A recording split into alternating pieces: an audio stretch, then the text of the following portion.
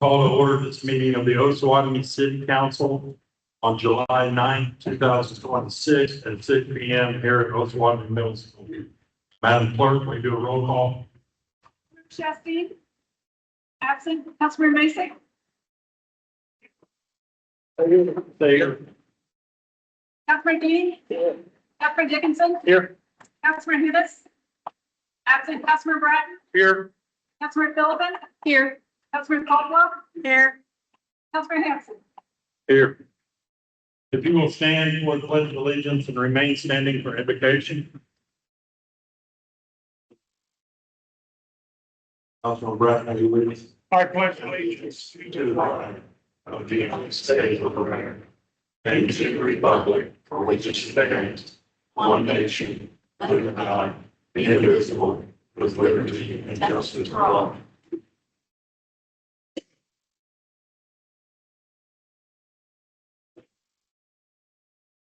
Father in heaven, we thank you for this day, for your great love, grace, and thank you for the amazing privilege of living in this great country and in this good town of Osawatomie, Kansas. We're thankful to live in a country where people can gather in freedom, express their opinions and perspectives.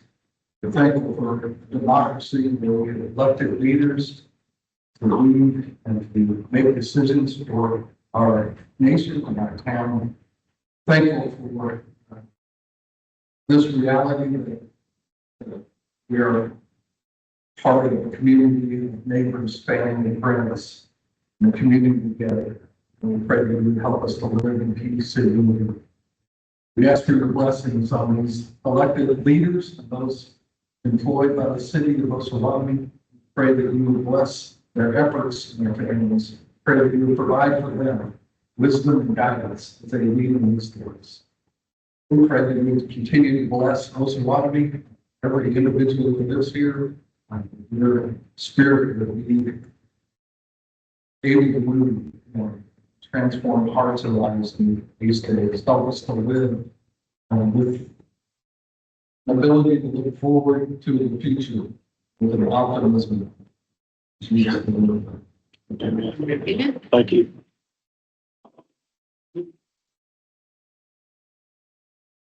We'll move on to consent agenda. Consent agenda items we acted upon in one motion unless a council member requests an item be removed for discussion and separate action. Mayor, I move we approve the consent agenda as presented. Second. Got a motion by Councilman Dickinson and a second by Councilman Bratton to approve the consent agenda as presented. Is there any other questions or comments from council? Madam Clerk? Councilman Mason. Aye. Councilman Dean. Aye. Councilman Dickinson. Aye. Councilman Bratton. Aye. Councilman Philippin. Aye. Councilman Caldwell. Aye. Motion carries. We'll move on to the next item, comments from the public. Citizen participation will be limited to 3 minutes, and you must sign up prior to the meeting. Provide your name and address by emailing the city manager at osawatomie.org. First, we give the pastor a chance if he would like to talk.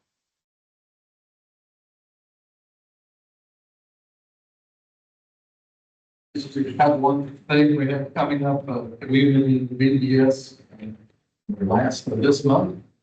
3 churches at least running together to help our kids and new opportunities. So July 29th, 30th, 31st. So looking forward to that. It's churches and always community. Thank you. Thank you. Thank you, Pastor.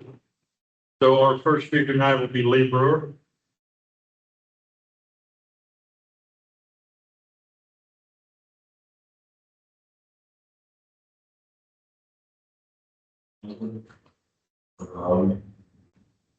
Good evening. When the Alco and MPH slick salesmen came and gave their dog pony presentation, they attempted to make it sound like it is appropriate to play the massive hydro-scale data center in residentially zoned private land with 6 main homeowners and 2 behavioral health facilities. What they didn't tell you about were the hundreds of industrial diesel generators surrounding those buildings, as well as hundreds of massive exhaust fans on top exterior of the building. which are loud and run continuous 24/7 from the chillers cooling the chips inside the building. The proposed project, Catalyst Campus, exceeds 500 megawatts. A facility of that size typically requires approximately 250 to 300 large backup diesel generators. Those generators cannot simply sit idle. They must be tested on a routine basis to ensure they will work during a power outage. Testing is generally scheduled weekly, and that means hours of generator operation each week, producing serious industrial engine noise and diesel emissions as part of normal operations indefinitely. Yet when Alco and NVH presented this project, they would not answer some of the most basic questions. How many generators will there actually be? Will they be tier 2 or tier 4 engines? Will diesel fuel be stored above ground or below ground? Can these generators be tested during the day, at night, or both? The answer appears to be, we don't know. Because the city has no zoning regulations specifically governing hyperscale data centers. We're also told that fences and walls will address the noise, but sound doesn't stop at a fence. It travels in every direction. Hundreds of these engines being tested are not comparable to backyard equipment or normal traffic. This is industrial infrastructure.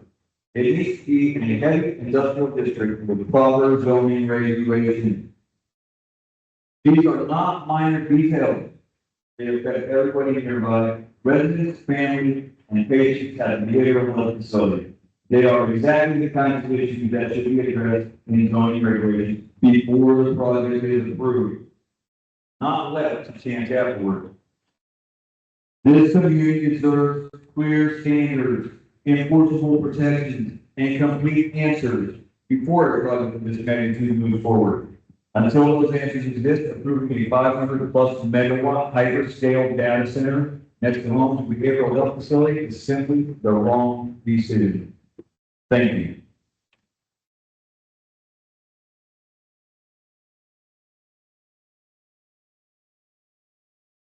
Next up, Ken.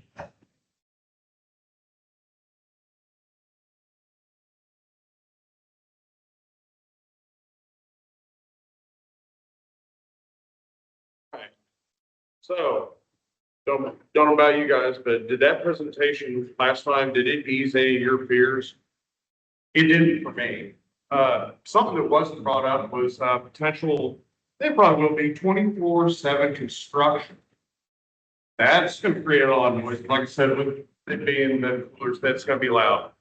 But something was said that I did not hear or did not know that really upset me was talking, part of that land is wetlands. I don't think you guys really know what we're getting ourselves into here. Look around. I mean, something that bothered me was watching that the CEOs of AI sitting amongst world leaders at the G7 summit. That's very concerning to me, but things we need to look at. We're talking about wetlands. This, here what I'm about to tell you, actually comes from the White House. Executive Order 143A, also known as Accelerating Federal Permitting of Data Center Infrastructure. Basically, it expedites environmental and land use reviews. So when they do the damage, doesn't matter. All they got to do is they buy mitigation credits. That money, so basically what that is, for every acre, they buy one credit of damage.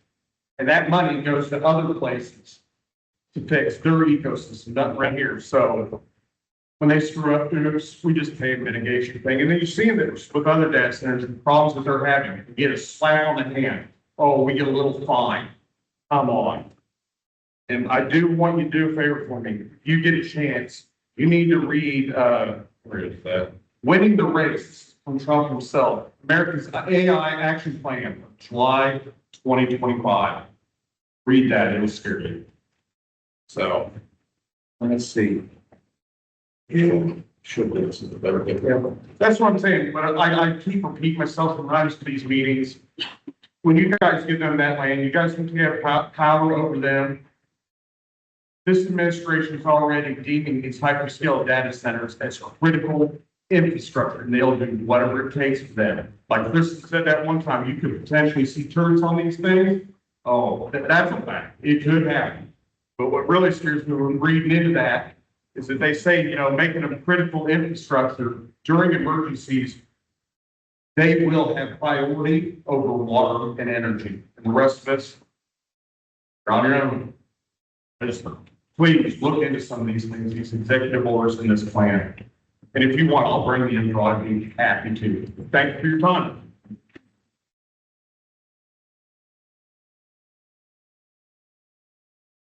Next up, Troy Hart.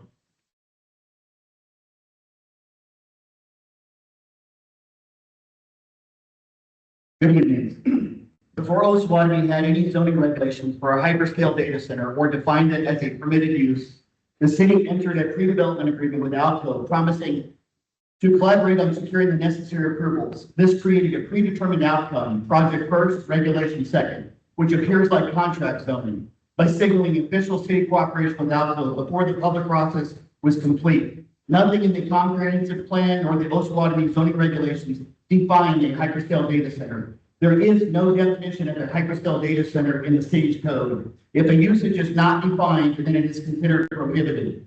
This raises serious concerns of contract or spot zoning, where local government is effectively trading specific zoning approvals for the developer's promises or commitments, instead of applying regulation neutrally and according to established rules. This undermines the integrity of the zoning process, bypasses proper procedures, and compromises the city's independent judgment.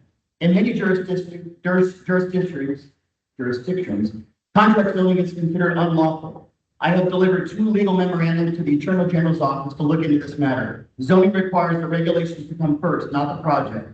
In the Swenson pre-development agreement, the city included a protection clause, making it clear that nothing in the agreement obligated it to approve future zoning changes, which is good. The city's independent authority remained intact. But when it came to Project Catalyst, those same protections are completely absent. Instead, it does the exact opposite. The pre-development agreement has language that shows the city has already committed itself to helping the developer obtain whatever zoning permits and approvals that Alco wants, which suggests collusion, which is generally illegal. Collusion is when it is suspected when the city chooses to follow one standard with Alco on the Swenson project, but collaborate with Alco with different standards on Project Catalyst. Project Catalyst, which is now proposed on private citizen-owned land, which is zoned residential. GW from Alco stood up here and told everyone that it's zoned light industrial. That land has never been contemplated as industrial use. The city's pre-development deal with Alco screens contract zoning, granting rights and approvals through special use permits for an unlisted industrial use, wildly incompatible with residential zones under Ordinance 3715 and 2 Kansas law statutes, and Golden factors, which are Kansas court guidelines used to judge if zoning decisions are reasonable or arbitrary or harmful. Special use permits cannot authorize new uses or bypass rezoning. Several folks have already reached out and are ready to help fund a land use attorney that I've already spoken with in case this becomes necessary. If you wish to join this legal effort, please contact me. Since this pre-development agreement is very likely to be quickly struck down in court as illegal contract zoning. At this time, I'm asking on behalf of many that the city council pass a moratorium to ensure this is handled the right way or not at all. Thank you.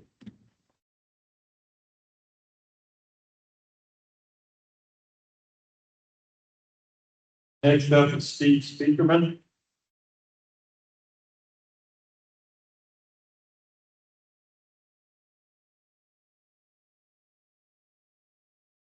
I have a yes or no question for the council. Do the citizens of Los Alamos get to vote on this? Yes, no? Not currently. No. Not current. You people need to think the government, the way they get to vote.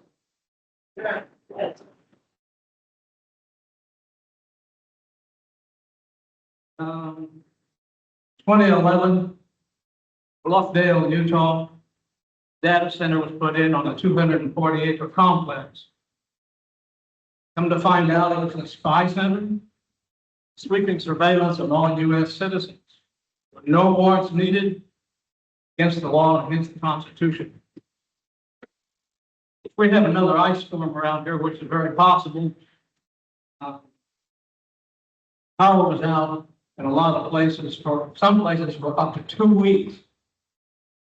Does the data center pull electricity or energy from the surrounding area in place of the citizens?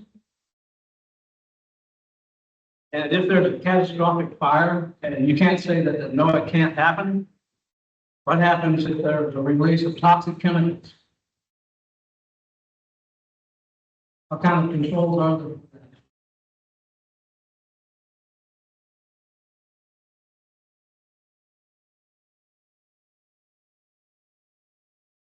Okay, we're going to move on. We have no public hearing, no presentation, proclamation, appointment, or unfinished business. So new business, item A, ordinance 3880, the adoption of 2026 Uniform Public Defense Code. This is a no action item. Thank you, Mayor. This is a set of ordinances we adopt every year. They're standard traffic ordinance in the Uniform Public Defense Code. They capture the changes that the legislature made in not only the state traffic code, but also the criminal code. I have sent each of you the long form version of the UPOC and the SBO. And in the action item summary, there's a summary of all of the changes in each of those documents. Earlier today, I received a summary of what those changes are and what they did. So once I have all of that compiled into a new action item summary, I'll include that in the next council packet in a couple of weeks. So that's all I have in this matter. Is there any questions from council on this, the Uniform Public Defense Code? Okay, we'll move on to the adoption of the 2026 Standard Traffic Ordinance Code, which is a no action item, which is the same thing. I just covered both. We just covered both. So, okay, we will move on to resolution 1386, authorizing the purchase of a replacement dump truck for truck number 30.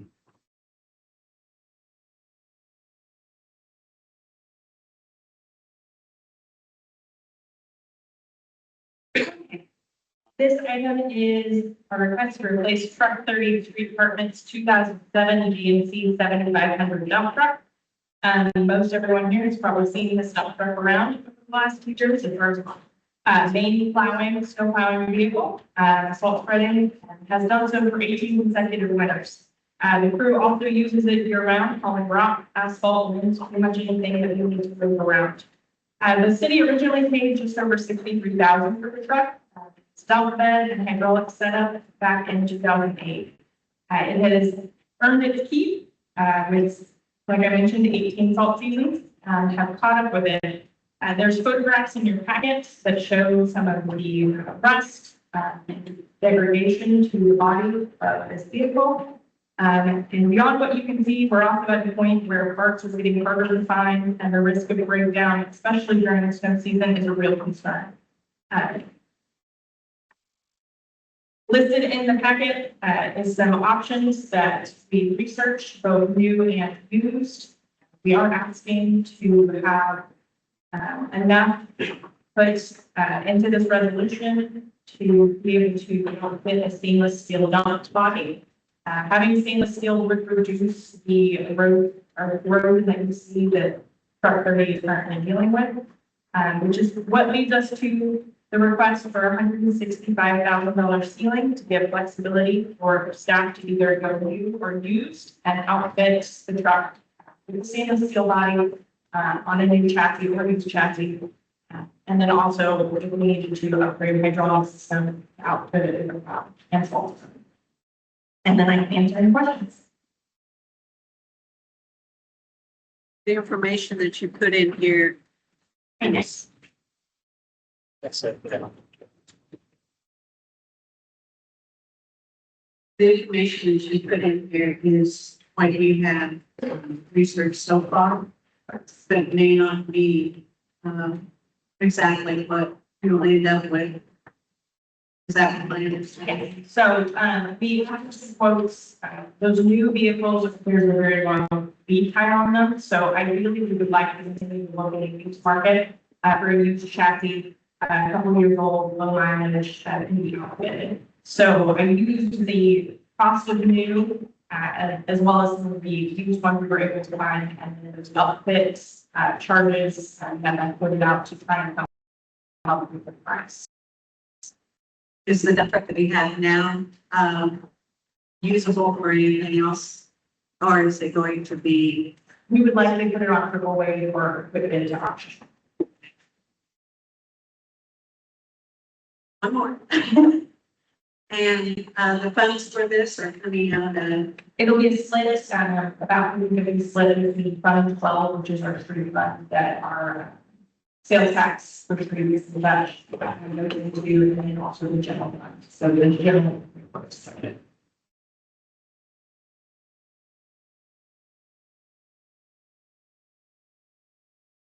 Anybody else questions for Michelle?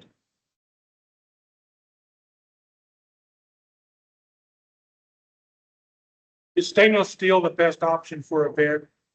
Considering we use the truck mostly, it heavy use in our summer while, and it is, the only salt spreader that we have in the fleet. Yes, the stainless steel will help protect it, from the salt erosion every year when it goes out to the treated streets. Is it as good to haul large rock, all of that, and then the little one that then a little easier than certain steel? Yes, it should function the same for all of our use. what's the difference in the pricing of a regular dump bed truck and the stainless steel? Our question about the difference. We had, I believe it was, I don't actually have it in front of me, price out both, and it was about a $1,000 difference between, the standard bed and stainless steel. But a stainless steel has a longer life expectancy. Yes, we would expect that to last longer. We wouldn't be doing this. Gotcha.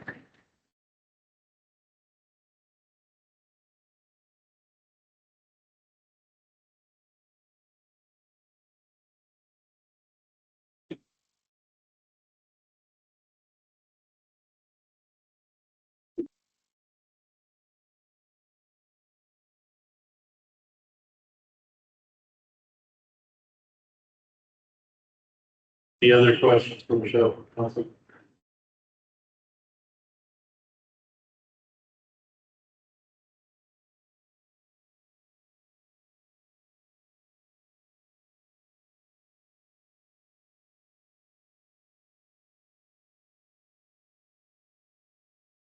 If there are no other questions for Michelle, we'll entertain a motion.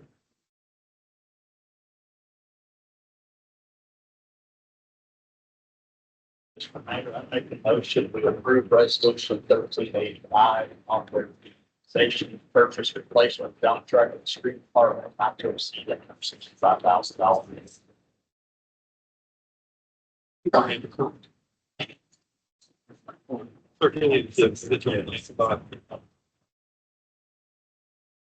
I second.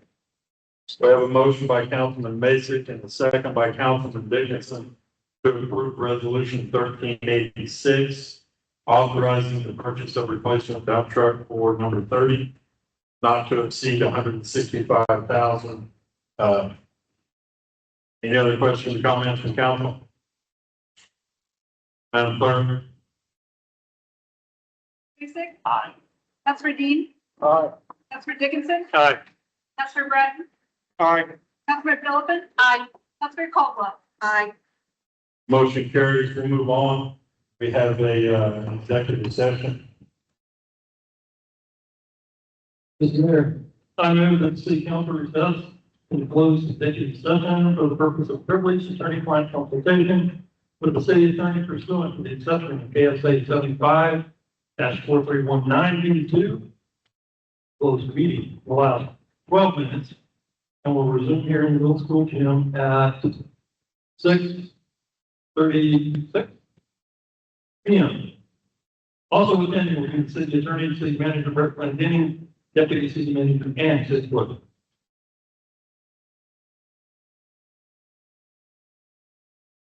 Second. Got a motion by Councilman Dickinson, a second by Councilman Bratton to move into executive session for attorney-client privileges. And we were going to move to a different room so you guys can stay here.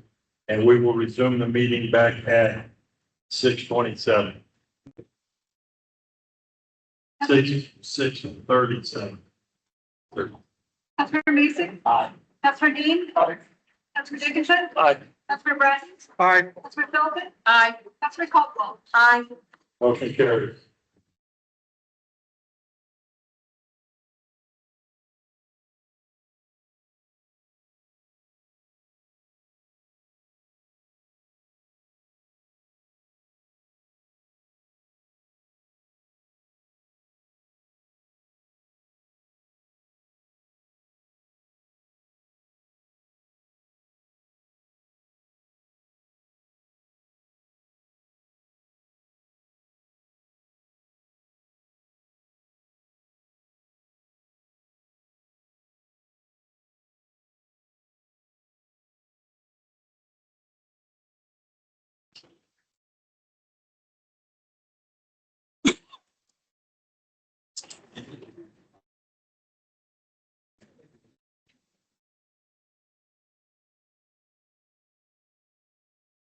Okay, we're coming out of executive session and back into open meeting with no action taken at 6:37. We'll move on to council reports. I'll start to my right. Council Lady Caldwell.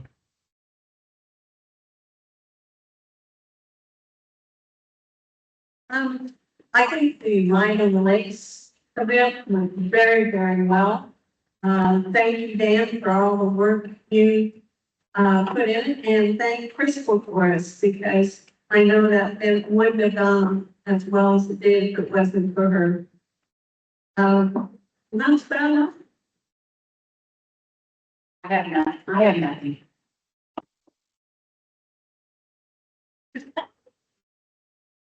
I want to. Yep. I want to thank everybody for coming. I appreciate, everything that's been going on. And, I'm still anticipating more. I'm still anticipating more information. So thank you all for coming tonight, and, I look forward to more. And anything I come up with is different, I will get with you guys and we'll do it.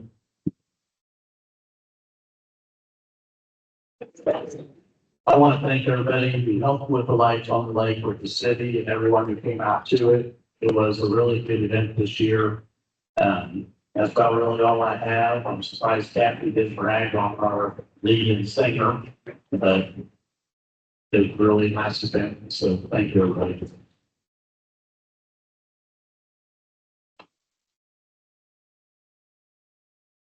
I would echo that, lights on the lake, although this is the first one that I was not able to attend.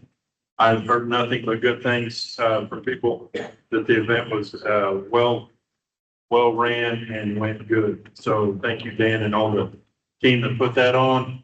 4th of July seemed to go pretty well. I didn't hear of any major incidents, so thanks to the city for that. That's all I got, so we'll move on to city manager staff reports. Nothing. Barry, go ahead. Look like you do. There's a water. There was a water leak from 500 block main. Now, speak up. There is a third water leak in the 500 block of main. Crews will be dealing with that tomorrow. Thank you. That's all. We'll entertain a motion for adjournment. So moved. Got a motion by Councilman Mason, a second by Councilman Bratton. All in favor, aye. Aye.